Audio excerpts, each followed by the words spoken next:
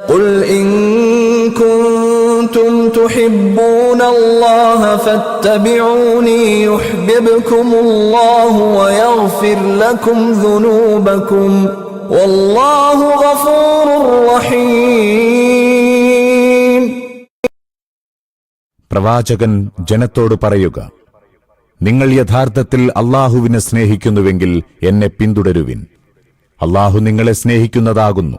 അവൻ നിങ്ങളുടെ പാപങ്ങൾ പൊറുക്കുകയും ചെയ്യും. അവൻ ഏറെ മാപ്പരുളുന്നവനും കരുണാനിധിയുമാകുന്നു. قل أطيعوا الله والرسول فإن تولوا فإن الله لا يحب الكافرين. പറയുക, അല്ലാഹുവിനെയും ദൈവദൂതനെയും അനുസരിക്കുവിൻ. ഇനി നിന്റെ ഈ സന്ദേശം അവർ സ്വീകരിക്കുന്നില്ലെങ്കിൽ നിശ്ചയം അല്ലാഹുവിനെയും അവന്റെ ദൂതനെയും അനുസരിക്കാൻ വിസമ്മതിക്കുന്നവരെ അവൻ സ്നേഹിക്കുക സംഭവ്യമല്ല തന്നെ. ഒന്നാം പ്രഭാഷണം ഇവിടെ അവസാനിക്കുകയാണ്. ഈ പ്രഭാഷണം ബദ്ർ യുദ്ധത്തിനു ശേഷം ഉഹുദ് യുദ്ധത്തിനു മുമ്പ്, അതായത് ഹിജ്റ 3-ാം കൊല്ലത്തിൽ അവതരിച്ചതാണെന്ന് അനുമാനിക്കാവുന്നതാണ്. ഈ സൂറയുടെ പ്രാരംഭത്തിലെ 80 വാക്യങ്ങൾ നജ്റാൻ നിവേദക സംഘം വന്ന സന്ദർഭത്തിൽ ഹിജ്റ 9-ാം കൊല്ലത്തിലാണ് അവതരിച്ചതെന്ന് മുഹമ്മദ് ബിൻ ഇസ്ഹാക്കിന്റെ നിവേദനത്തിൽ നിന്ന് പൊതുവെ ജനങ്ങൾ തെറ്റിദ്ധരിച്ചിട്ടുണ്ട്. അതിന് എത്രയോ മുമ്പായി ഇത് അവതരിച്ചിട്ടുണ്ടാകാമെന്ന് ഈ പ്രാരംഭ പ്രഭാഷണത്തിന്റെ ഉള്ളടക്കം തന്നെ വ്യക്തമാക്കുന്നുണ്ട്. എന്നാൽ നജ്റാൻ നിവേദക സംഘം വന്ന സന്ദർഭത്തിൽ യഹ്യ, ഈസ എന്നിവരെക്കുറിച്ച് പ്രതിപാദിക്കുന്ന 30 അതിൽ കുറച്ചധികമോ വാക്യങ്ങൾ ഉൾക്കൊള്ളുന്ന ഭാഗമാണ് അവതരിച്ചതെന്ന് മുഖാത്തിൽ ഇബ്നു സുലൈമാന്റെ നിവേദനം വ്യക്തമാക്കുന്നുണ്ട്. ഇന്നല്ലാഹ അസ്തഫാ ആദമ വനൂഹൻ വആല ഇബ്രാഹീമ വആല ഇംറാന അലൽ ആലമീൻ. അല്ലാഹു ആദമിനെയും നൂഹിനെയും ഇബ്രാഹിം കുടുംബത്തെയും ഇമ്രാൻ കുടുംബത്തെയും മുഴുവൻ ലോകരിൽ നിന്നും തന്റെ ദൗത്യത്തിനു വേണ്ടി സവിശേഷം തെരഞ്ഞെടുത്തിരിക്കുന്നു. ഈ സൂക്തം മുതൽ 2-ാം പ്രഭാഷണം ആരംഭിക്കുകയാണ്. ഹിജ്റ 9-ാം വർഷത്തിലാണ് ഇത് അവതരിച്ചത്. അക്കാലത്തായിരുന്നു നജ്റാനിൽ നിന്നുള്ള ക്രൈസ്തവ നിവേദക സംഘം നബി തിരുമേനിയുടെ സന്നിധിയിൽ വന്നത്. നജ്റാൻ ഹിജാസിനും യമനിനും മധ്യേ സ്ഥിതി ചെയ്യുന്നു. അക്കാലത്ത് അത് 73 പ്രദേശങ്ങൾ ഉൾക്കൊള്ളുന്നതായിരുന്നു. യുദ്ധപാടവമുള്ള 1,20,000 പുരുഷന്മാരെ അന്ന് അവിടെ നിന്ന് ശേഖരിക്കാൻ കഴിയുമായിരുന്നുവെന്ന് പറയപ്പെടുന്നു. അവിടുത്തെ നിവാസികൾ മുഴുവനും ക്രിസ്ത്യാനികളായിരുന്നു. 3 നേതാക്കളുടെ അധികാരത്തിന് കീഴിലാണ് അവർ നിലകൊണ്ടിരുന്നത്. അതിൽ ആഖിബ് എന്ന സ്ഥാനപ്പേരുള്ള ആൾക്ക് ജനനേതാവിന്റെ നിലപാടാണ് ഉണ്ടായിരുന്നത്. 2-മത്തെയാൾ സയ്യിദ് ആണ്. ജനങ്ങളുടെ നാഗരികവും രാഷ്ട്രീയവുമായ കാര്യങ്ങളുടെ മേൽനോട്ടം വഹിച്ചിരുന്നത് അദ്ദേഹമായിരുന്നു. 3-മത്തെയാൾ ഉസ്കുഫ് ആണ്. മതപരമായ നേതൃത്വവും മാർഗദർശനവും അദ്ദേഹത്തിനായിരുന്നു. നബി തിരുമേനി മക്ക വിമോചിപ്പിക്കുകയും നാടിന്റെ ഭാവി ഇനി നബിയുടെ കരങ്ങളിലാണെന്ന് മുഴുവൻ അറബികൾക്കും ബോധ്യപ്പെടുകയും ചെയ്തു. അപ്പോൾ അറേബ്യയുടെ നാനാഭാഗത്തു നിന്നും തിരുമേനിയുടെ അടുക്കൽ നിവേദക സംഘങ്ങൾ വന്നു തുടങ്ങി. അക്കൂട്ടത്തിൽ നജ്റാനിലെ ഈ 3 നേതാക്കളും 60 പേരടങ്ങുന്ന ഒരു സംഘത്തോടൊപ്പം മദീനയിലെത്തി.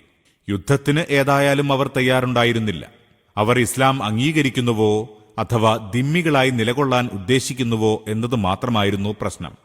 പ്രസ്തുത സന്ദർഭത്തിൽ നജ്റാൻ നിവേദക സംഘത്തെ ഇസ്ലാമിലേക്ക് ക്ഷണിക്കാൻ സഹായകമാകുന്ന വിധത്തിൽ അല്ലാഹു നബി തിരുമേനിക്ക് അവതരിപ്പിച്ചു കൊടുത്ത പ്രഭാഷണമാണിത്. ഈ സൂക്തത്തിൽ പറയുന്ന ഇമ്രാൻ മൂസാ നബിയുടെയും ഹാറൂൻ നബിയുടെയും പിതാവിന്റെ പേരാണ്. ബൈബിളിൽ അമ്രാം എന്നാണ് എഴുതിയിട്ടുള്ളത്.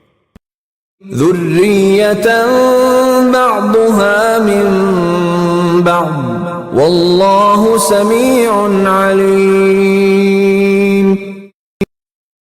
അവർ ഒരേ വംശപരമ്പരയിൽപ്പെട്ട തലമുറകളായിരുന്നു.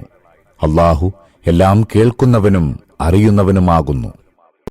ക്രിസ്ത്യാനികളുടെ മാർഗഭ്രംശത്തിനുള്ള പ്രധാന കാരണം ക്രിസ്തുവിനെ ദൈവത്തിന്റെ അടിമയും ദൂതനുമായി അംഗീകരിക്കുന്നതിനു പകരം ദൈവത്തിന്റെ പുത്രനും ദിവ്യത്വത്തിൽ പങ്കാളിയുമായി കണക്കാക്കി എന്നതാണ്.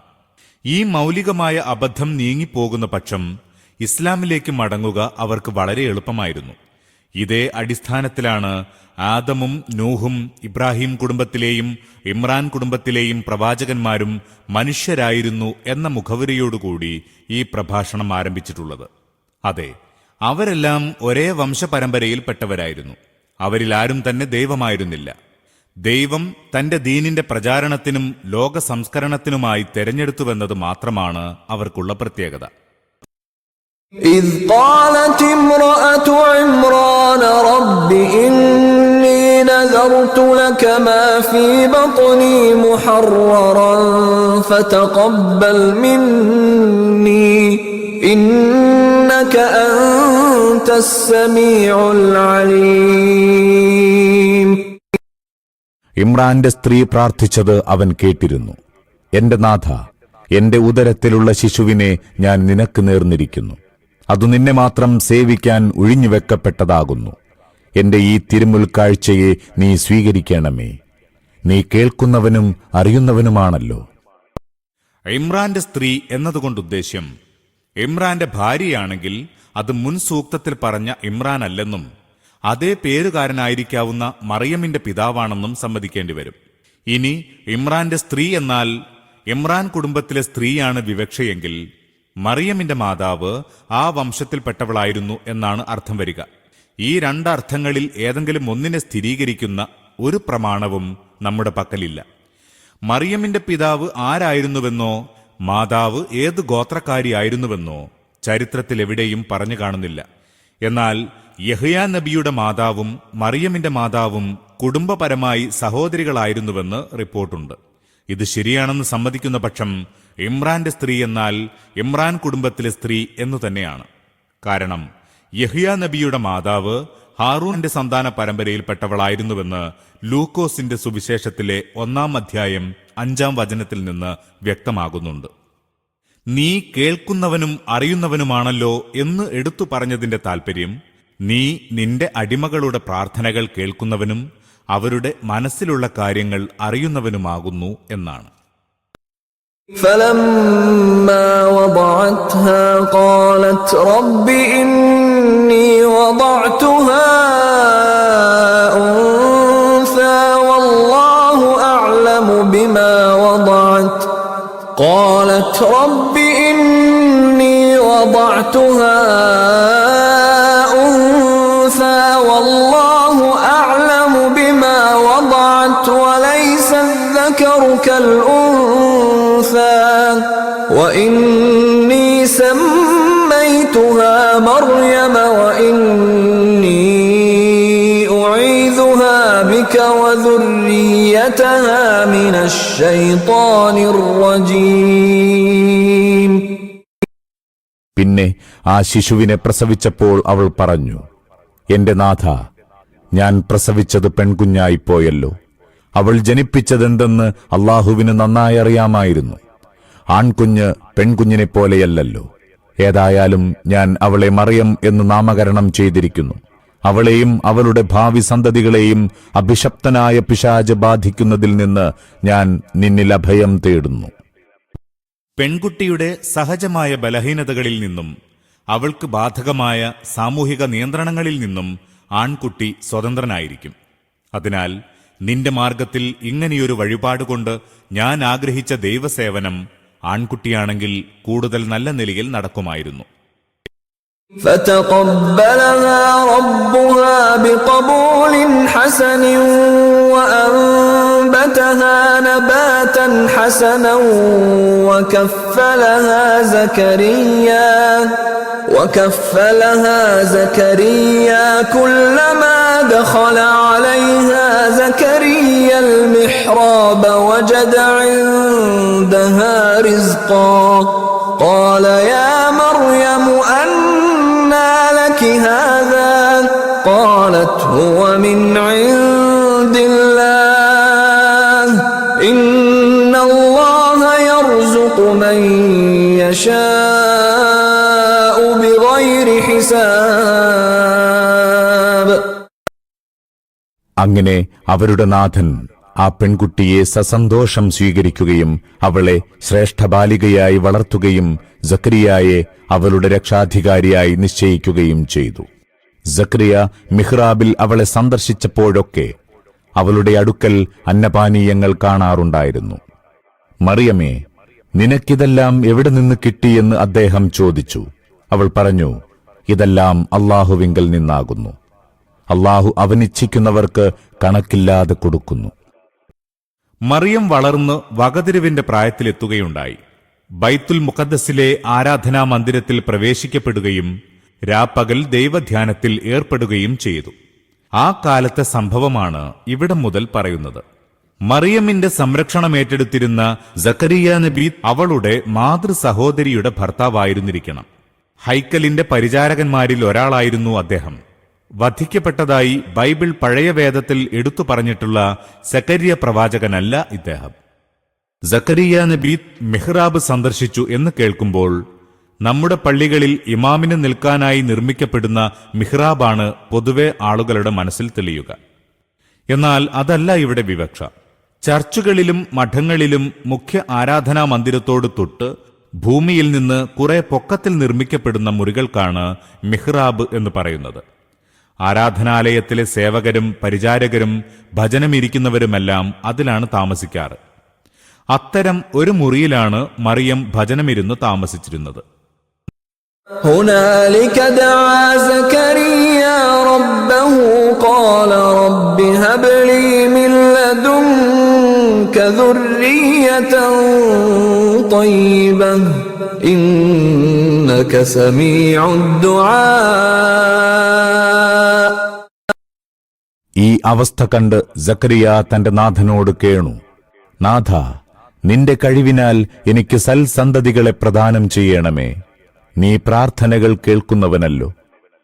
സക്കരിയ നബിക്ക് അതുവരെ സന്താനങ്ങളുണ്ടായിരുന്നില്ല. ആ സദ്വൃത്തയായ യുവതിയെ കണ്ട് അതുപോലെ സദ്വൃത്തരായ സന്താനങ്ങളെ അള്ളാഹു തനിക്കും നൽകിയെങ്കിൽ എന്ന് സ്വാഭാവികമായും അദ്ദേഹം ആഗ്രഹിച്ചുപോയി. അള്ളാഹു തന്റെ കഴിവിനാൽ ആ ഏകാന്തവാസിയായ പെൺകുട്ടിക്ക് ആഹാരം എത്തിച്ചു കൊടുക്കുന്നത് അദ്ദേഹം കാണുകയുണ്ടായി. അവൻ ഉദ്ദേശിക്കുന്ന പക്ഷം ഈ വാർദ്ധക്യത്തിലും തനിക്കൊരു സന്താനത്തെ നൽകാൻ അവന് കഴിയുമെന്ന് അദ്ദേഹം പ്രതീക്ഷിച്ചു. فنادته الملائكة وهو قائم يصلي في المحراب أن الله يبشرك بيحيى مصدقا بكلمة من الله وسيدا وحصورا ونبيا من الصالحين. അദ്ദേഹം ഭജനഗൃഹത്തിൽ പ്രാർത്ഥിച്ചുകൊണ്ടിരിക്കെ മലക്കുകൾ വിളിച്ചറിയിച്ചു, അല്ലാഹു നിന്നെ യഹിയായുടെ ശുഭവാർത്ത അറിയിക്കുന്നു. അല്ലാഹുവിങ്കൽ നിന്നുള്ള ഒരു ഉത്തരവിന്റെ സാക്ഷാത്കാരമായി അവൻ ജനിക്കും. അവനിൽ നേതൃത്വത്തിന്റെയും മഹത്വത്തിന്റെയും ഗുണങ്ങളുണ്ടായിരിക്കും. തികഞ്ഞ ആത്മനിയന്ത്രണമുള്ളവനായിരിക്കും. പ്രവാചകനായിരിക്കും. സജ്ജനങ്ങളിൽ എണ്ണപ്പെടുന്നവനുമായിരിക്കും. ബൈബിളിൽ യഹ്യായുടെ പേർ സ്നാപക യോഹന്നാൻ എന്നാണ്. അള്ളാഹുവിന്റെ ഉത്തരവ് എന്നതുകൊണ്ട് വിവക്ഷ ഈസാ നബിയാകുന്നു.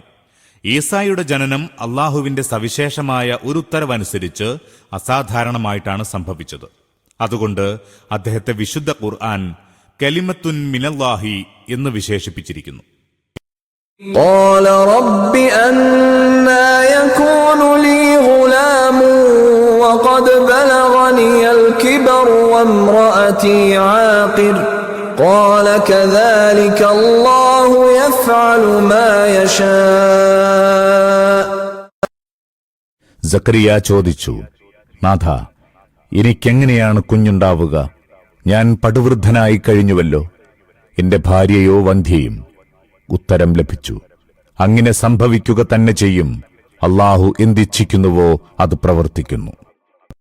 അങ്ങനെ സംഭവിക്കുക തന്നെ ചെയ്യും എന്നു പറഞ്ഞതിനർത്ഥം നീ വൃദ്ധനും ഭാര്യ വന്ധ്യയുമാണെങ്കിലും അല്ലാഹു നിന്നെ പുത്രലാഭം കൊണ്ട് അനുഗ്രഹിക്കുമെന്നാണ്.